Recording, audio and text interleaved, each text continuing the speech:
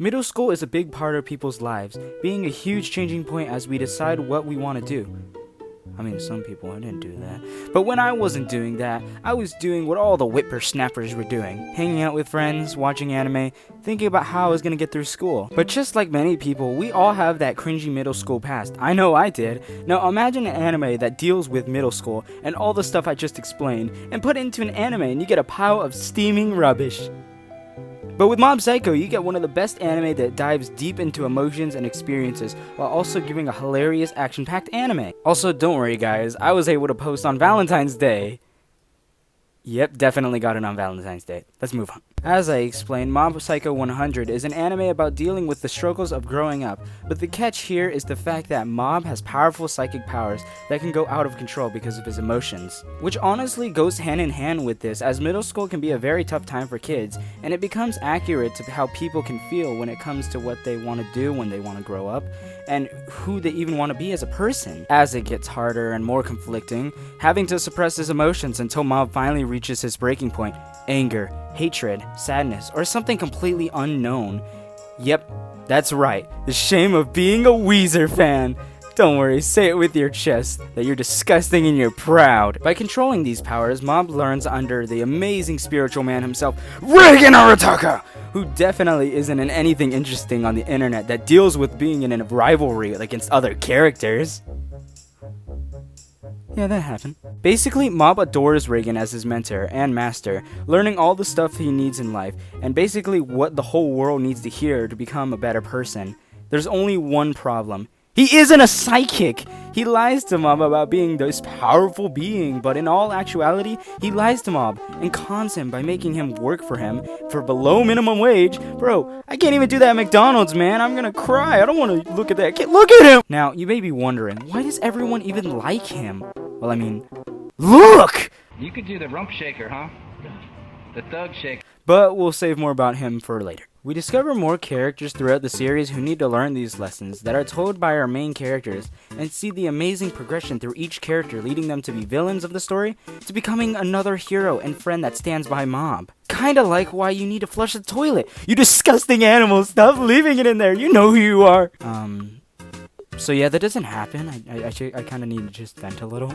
But throughout the story, we really get to see each character's progression, especially Mob's, as each season gives us a whole new internal conflict for Mob that really makes us question how we even dealt with these situations as kids. As we hope for the best for Mob and his journey throughout life, which really makes us root for him even more to become the better person he wants to be. Compared to other main characters, Mob is completely different. He's not your dumb character who doesn't understand anything, or that character that gets every girl, and it's so annoying it makes me regret telling people I like anime. He's not even that character who has one goal and dreams to achieve it, and once they do it, everything will be amazing. No, once Mob achieves his goal, he deals with other struggles in his life, and the inevitable trials that everyone has gone through and struggled with. Mob is just a regular kid that has psychic powers, and all he wants to do is figure out what he wants in life. While still being funny, the anime portrays Mob perfectly as a middle schooler. We don't even have to go through the issue of him being some pervert and wanting to only have the girls for their bodies. If I got a nickel for every time there was a school anime and the guy wasn't a pervert, I would have 2 nickels, which isn't a lot, but it's weird that it happened twice. Mob is a completely pure kid going through adolescence. The anime does something that most animes can't do, which is making their middle school characters actually feel like kids, and we get to see their growth. The anime doesn't make Mob some 6'2" character who's super strong, and doesn't take away the experience. It gives the anime an immersive experience of a coming-of-age story, making Mob a short, weak, unathletic kid, with not many friends, but through time and being more open to things, and being able to learn more lessons, Mob soon grows a large community, furthermore extending to be better characters. Even alone, could still make an interesting episode, and doesn't make me bored out of my mind, like other animes. Alright, I already know who you're ready to see. I mean, you probably already skipped the video to this part, which I'm still hoping you didn't. And I won't hold it off any longer. Ladies and gentlemen, it is them. Bluey. Bingo!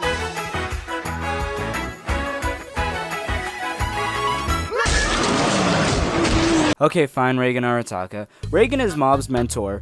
Or were you even listening, you stupid... Man... I really need to do something about this. I can't make the same joke like, I don't want to talk about it. Reigen's role in Mob Psycho 100 is Mob's mentor and his guide through life, but it's pretty clear that Reigen isn't who he says he is. He's a complete liar and a fraud, and all he does is scam people. And I don't blame him, bro. You gotta get the money somehow. I mean, like, look at Little Caesar's $10 now. I can't be doing this anymore. But when looking from different angles, we look at an adult who doesn't even know what he wants, rotting in a dead-end job that has no meaning to him, and hating his life as he has no one to appreciate around him besides Mob. Even then, he still lies to Mob and uses him as a cash cow of his own benefit. Throughout the anime, we see Reigen's guilt as it lingers on him, and even whenever he has slip-ups with Mob, you can see the amount of pain inflicted on him as he feels like a pathetic person, with nobody, and only full of people that only go to him whenever they have problems. They just stop by and leave. Reigen shows an amazing amount of character beyond the surface of being some con who scams people, leaving us with another person in Mob's community that makes the anime more fantastic. And for that, I am putting him at the bottom of the iceberg. Reigen also has to be one of the funniest characters in this anime, from his sporadic decisions on how to handle things, or how scared he gets whenever people ask him about being a psychic.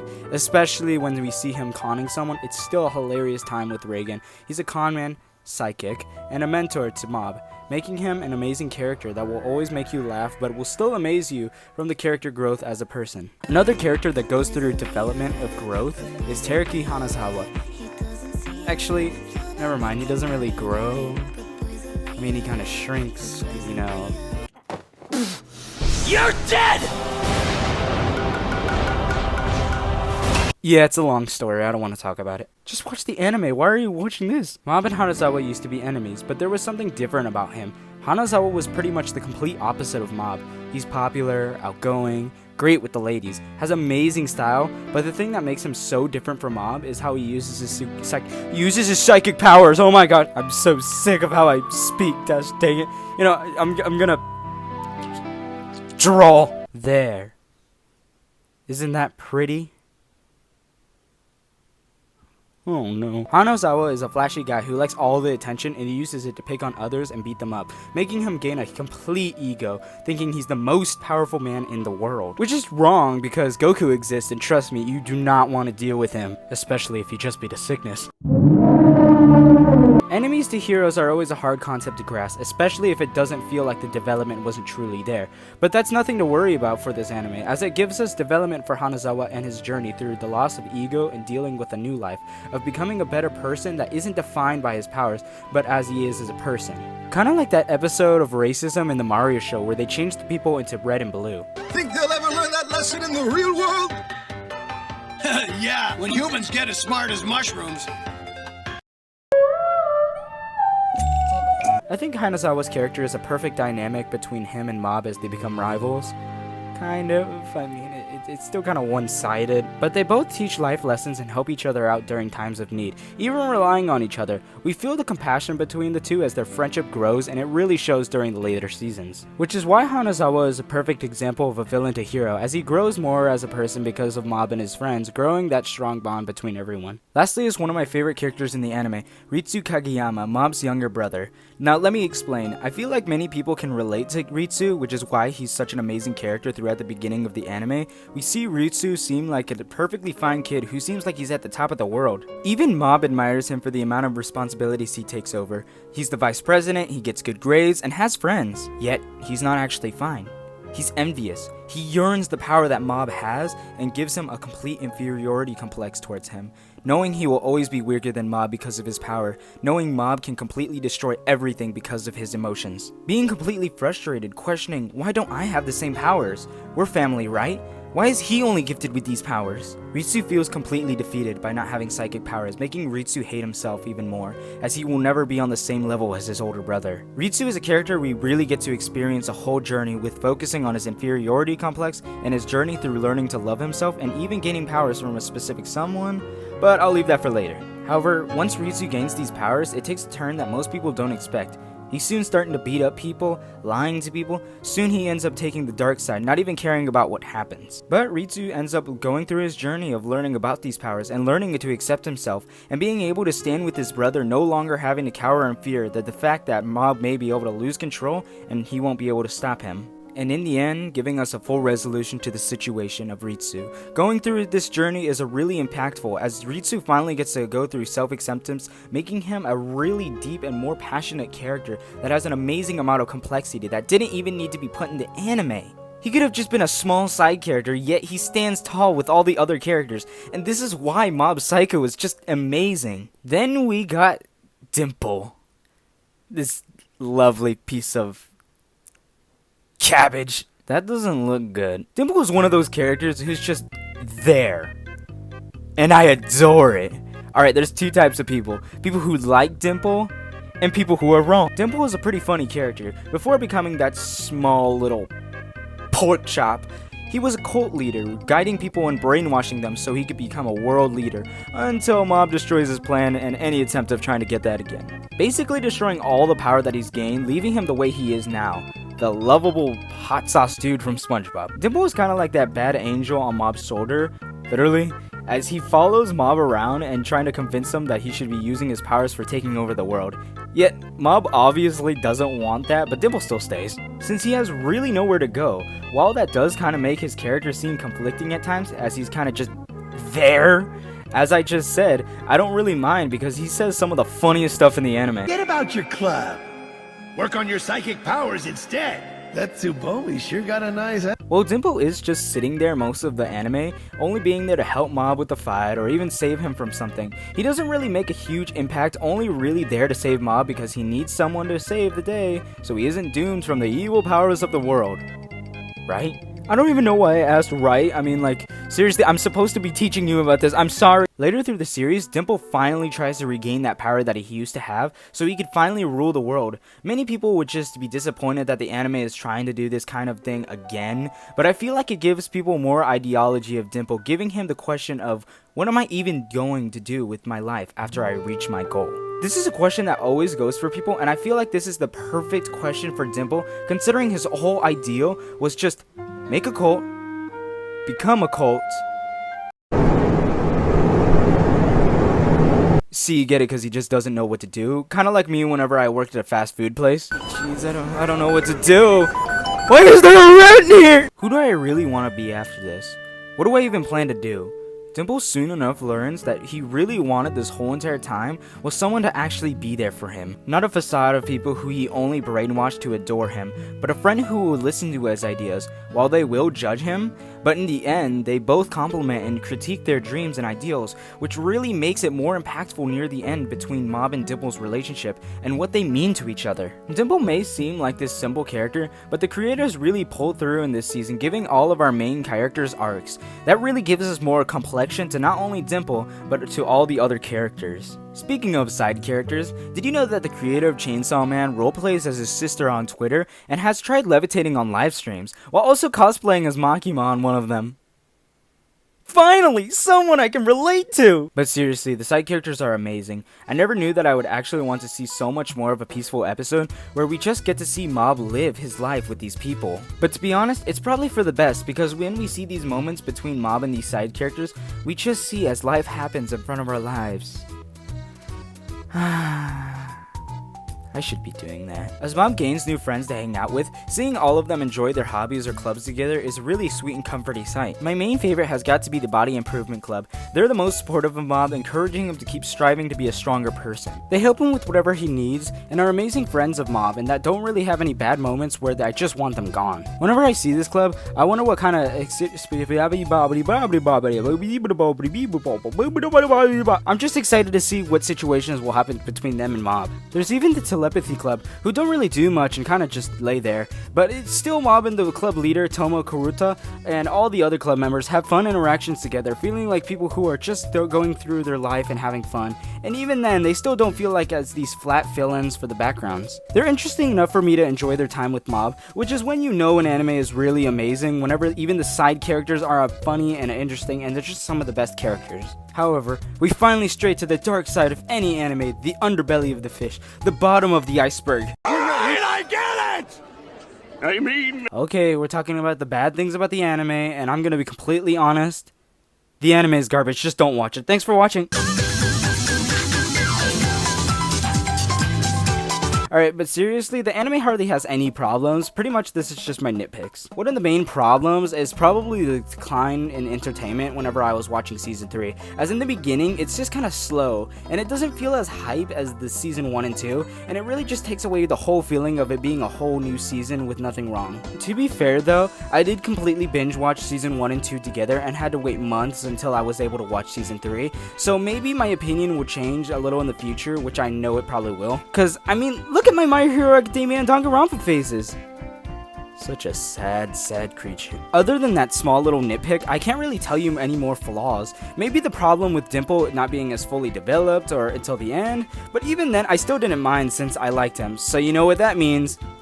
My opinion is right, don't tell me anything else, I win, loser! While watching Mob Psycho, I always keep talking about how amazing the characters and story is, but in the perfect portrayal about how people act and how we get to see them overcome those problems. But what I haven't really talked about yet is how all these combined, we get to add the secret sauce.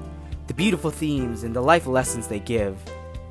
And Simon Cowell. The first season gives one of the best themes to go off for the anime, and mainly really contributes to how Mob Psycho is and what it stands for its ideologies and making it stand out from the rest. An anime being about these amazing psychic powers and people going over their heads believing there's some powerful leader that demands respect, which at every point in time we have these moments, which really captures the emotions in the anime since many people have this issue of getting a big head. This theme mainly being, you are not special. While out of context, this sounds like a horrible way of demeaning someone, yet Mob Psycho really knows how to handle this situation. It's really interesting as we learn this through Reagan, as this lesson begins to teach several characters in the anime, while also being pretty much the reason why Reagan is one of the best characters, giving us philosophy about how to think. As we hear that while you have psychic powers, are maybe really amazing and have a surreal talent, but that doesn't make you special, you're just like everyone else in the world. Just because you have something you're more skilled in, doesn't mean you have any reason to belittle anyone in that is trying their best. Kinda like me whenever I'm playing Overwatch,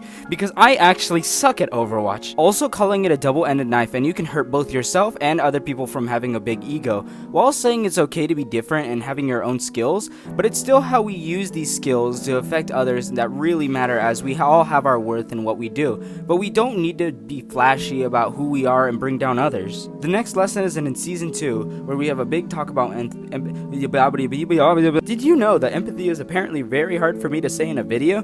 I didn't, until we're here now. Okay, about empathy though. How we need to feel for others and not to downplay how others feel, and learning how to lean on each other and not to take each other for granted. Throughout the season, we go through Reagan and Mob's relationship together and how Reagan needs to learn that Mob is an actual person with emotions and needs to respect that and what he wants to do, and that he's not just some puppet that he can use for his own benefit. While Mob needs to learn to stand up for himself and speak up, make boundaries of what Reagan can and can't do. Mob has his own dreams that he wants to experience, and he can't keep getting them taken away because Reagan has his unfair expectations for Mob. This whole season is a lesson of learning to respect each other and to stop hiding those secrets from each other and to learn to respect boundaries, because without them, people begin to lose them and end up leaving because they can't fill those responsibilities. But the final lesson, the one that I find most life-changing for someone to hear. Throughout the whole season, Mob deals with trying to talk to his crush Kuromi. He's had a crush on her since they were in elementary school. He tries to look his best, doing whatever he can, asking friends what he should do, gets new clothes, even getting an ego, believing that he's catching every girl's eye. And as we know it, getting an ego isn't a good thing. Soon Mob disregards Dimple and his plan to take over the world, not caring about what he's thinking, not realizing Dimple wanted to share his dream with him. But Mob doesn't care, pushing it aside, more focused on what he wants and not taking time to care for his friend, not realizing that he hurt Dimple because all Dimple wants is to be heard, to be seen. Is that really so much to ask for? I mean, whenever he tries to take over the world, yeah, but I mean, that's just a small inconvenience, am I right? But when it's the one person who doesn't just tell him what to do or ask him a favor, but someone who listens intently, even if it's something he doesn't care about, he still listens. In that moment, Mob forgot completely and breaking his friendship with Dimple until he finally realizes his mistakes and makes up with Dimple, knowing that they can rely on each other to be there. But that's not the main thing I'm wanting to talk about. Mob throughout the season is a character who is always unfazed. He's a shy, awkward kid. Sure, he can have his moments of being scared or saying that he's happy, but it doesn't really show those emotions fully. He'll give a nice smile or weird expression. This is because of his psychic powers. If he expresses his emotions too much, he could end up hurting someone, and that's why he always limited to himself, because he could go completely berserk during some moments throughout the series. But in the end, he finally hears what he's needed to hear for so long. It's okay to be yourself. We all have a side of ourselves that we hate so much, we wish we could forget it, separate from it, completely cut it out of our lives, but that just won't happen. That's a part of ourselves and we have to accept it and just move on and say, this is the real me.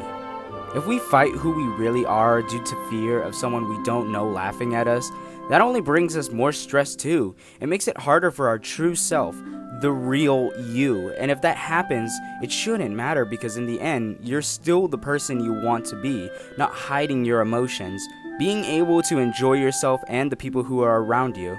With that being the final lesson of the series, it really does feel like a true finished ending. Mob in the beginning was a shy kid who barely knew anyone, dealing with many problems of being a kid, learning more lessons that he took to heart, gaining new friends to call family, and finally being able to accept himself. Mob Psycho is an anime. What else do you want? It's an anime. It's literally just an anime. Can I not just explain it? Okay, but in all seriousness, Mob Psycho is an anime that is an action slice of life that goes through the tribulations of growing up, being a coming-of-age story as he learns about self-acceptance and how not to be an actual middle schooler who likes to do the nastiest stuff known to man. Stop! Well, some people don't really like watching long anime. I really encourage you to give the anime a try. It's a full of a lovable cast and that don't have any annoying traits that make you want to drop the show. Nope, everything in my opinion is amazing. While there are some parts that feel slow, that doesn't stop me from watching the characters grow their bonds and offer all those fart scenes.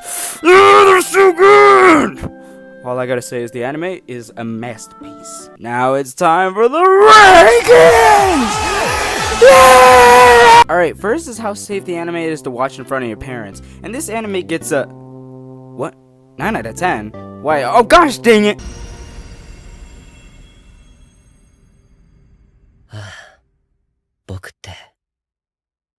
Yeah, that and for some other times, it's just weird in the anime. I can't lie, but yeah, it's still a good 9 out of 10. Just hopefully it's a 9 out of 10 to y'all. I don't know your situation, so if it goes bad, I'm not sorry, and don't blame me. Shame on you for watching an anime on the big TV in the living room, though. You should know better. Next rating? Gun! The anime has guns. 10 out of 10. For those who don't know how I rank openings, I rank it from wouldn't watch it to watch it every episode. For this anime, it's a definite watch every episode. Each opening is a banger, and the cinematography is absolutely stunning. Each opening leaves me mesmerized with such amazing details and lyrics to top it all off, having some of the best sounding songs for an anime that perfectly fits with the anime. I used to actually have it in my top 15 on Spotify for the month. Yes, I know I need a hobby. Don't worry, I have one, and it's called cosplay. Can you tell who I am? Yep, I'm Judy Hopps. This anime is just so beautiful. I could go on forever talking to someone about this anime. I love it so much.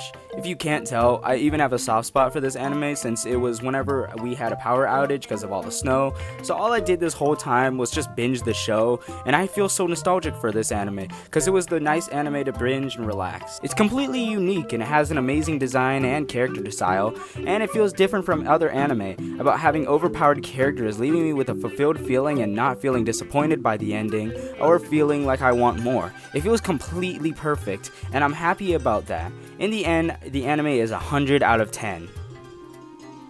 You see what I did right there?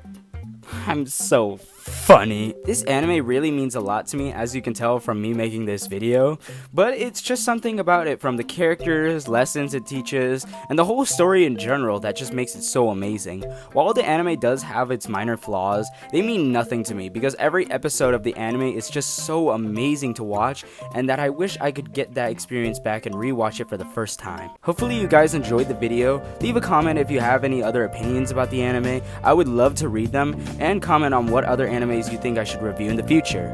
Now that I think about it, there may be a way for me to go back in time and to watch the anime again. All it takes is a little bit of $7 million, but I'll be fine. Alright, so I gotta a little bit do this, and then put this here, and bam! Look at that, we got a time machine. It's finally time to go back and watch the anime for the first time. Let's do this!